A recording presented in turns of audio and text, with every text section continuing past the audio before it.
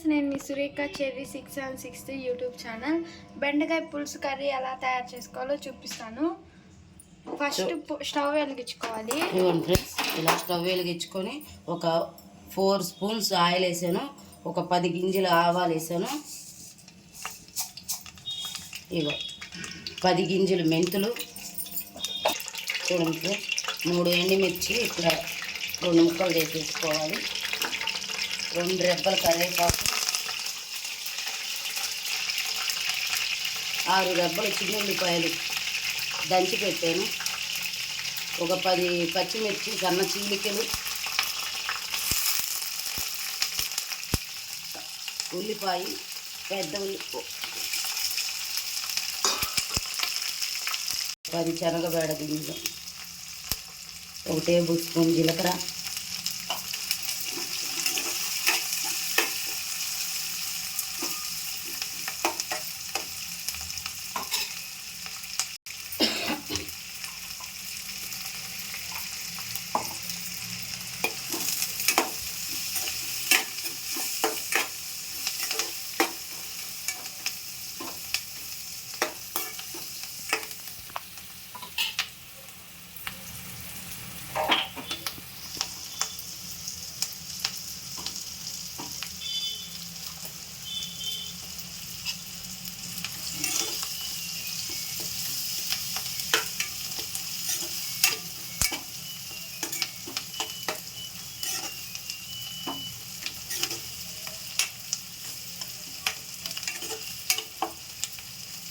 చూడండి ఫ్రెండ్స్, ఉల్లిపాయ పచ్చి వాసన పోయేంతవరకు వేగించాలి.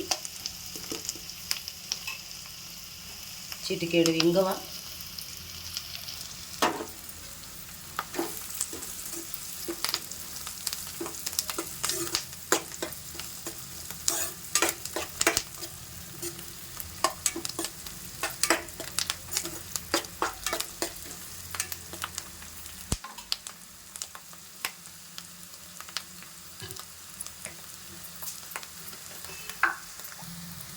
ఒక టేబుల్ స్పూన్ ధనియాల పొడి,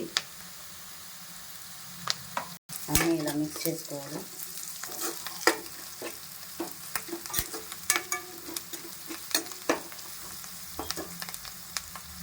సాల్ట్,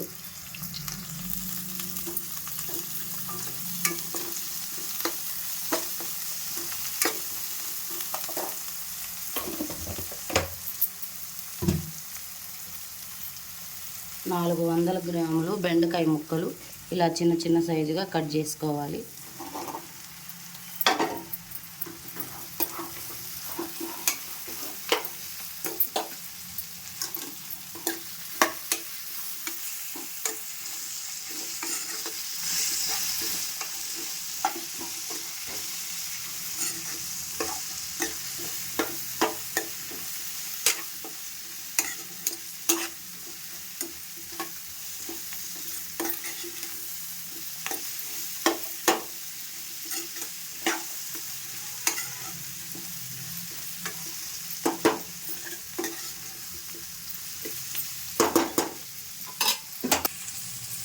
చూడండి ఫ్రెండ్స్, అన్నీ ఇట్లా వేసుకొని కలబెట్టుకున్నాక ఒక 5 నిమిషాలు మూత అయితే బాలిచ్చి పెట్టి మంట సిమ్లో పెట్టాలి.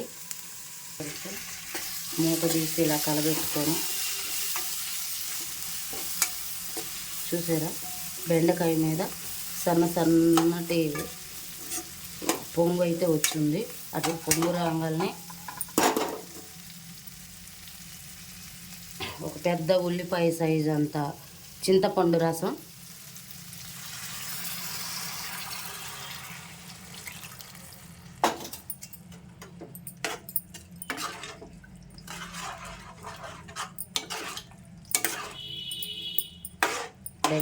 టేస్ట్ చూసుకోవాలి ఫ్రెండ్స్, ఉప్పు అన్నీ సరిపోయినాయా లేదా అని.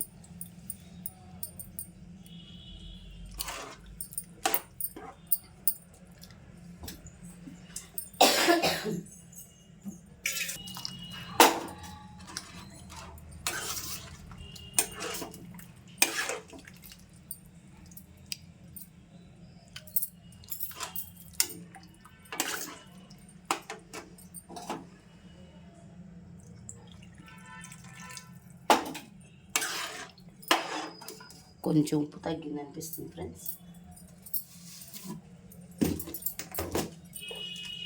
లైట్గా కొంచెం ఉప్పు మిక్స్ చేస్తున్నాను.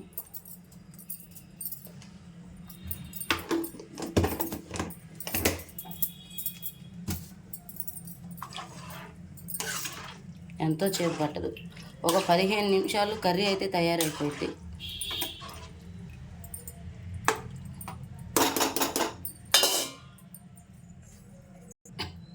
అవన్నీ వేసినాక ఇదిగోని మూత ఇలా పెట్టేసుకోవాలి. ఇప్పుడు మూత తీసి చూద్దాం ఫ్రెండ్స్.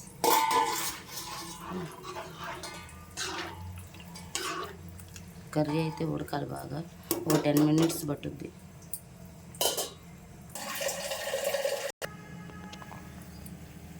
చూడండి ఫ్రెండ్స్ ఎలా ఉడుకుతుందో. ఇంకొక 5 నిమిషాలు ఉడికిందంటే కర్రీ తయారైపోయినట్టే.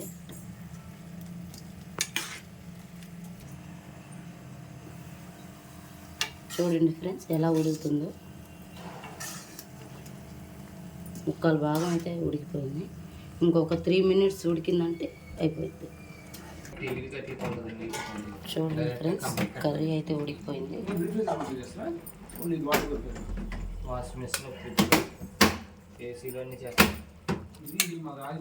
ఇలా బాగా ఉడికింది, బాగా ఇలా దగ్గరకు ఉడికిపోయింది.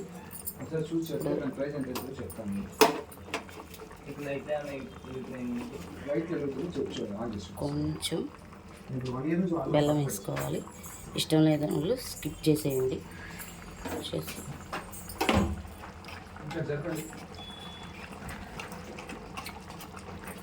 ఇది మెత్తగా ఉడికిపోయినాక కొంచెం శనగపిండి నీళ్ళు ఇలా లైట్గా చేసుకోవాలి. మిక్స్ చేసుకొని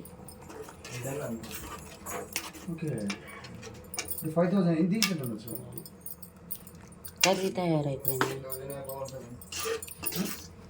ఎంతో కమ్మగా ఎంతో రుచికరంగా బెండకాయ పులుసు కర్రీ తయారై.